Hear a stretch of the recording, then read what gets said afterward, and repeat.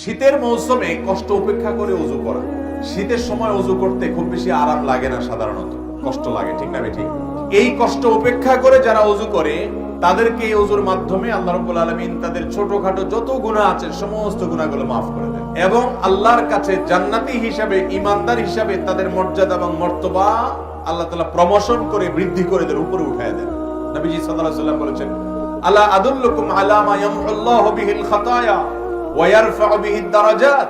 তোমাদেরকে আমি এমন কি আমলের কথা বলে দিব না যে আমলগুলো গুনাহসমূহ maaf করে দেয় আর আল্লাহর কাছে মর্যাদা বৃদ্ধি করে দেয়। সাহাবায়ে কেরাম আমলের পাগল ছিলেন, আল্লাহর কাছে মর্যাদা বৃদ্ধি হোক সেটা চাইতেন। তারা বলতেন, অবশ্যই বলুন ইয়া রাসূলুল্লাহ।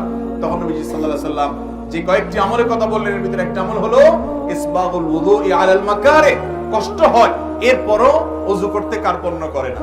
অতএব শীতের মৌসুমে যত কষ্ট হবে সমস্ত কষ্ট উপেক্ষা করে হলেও ওযু করার মতো সৎ সাহস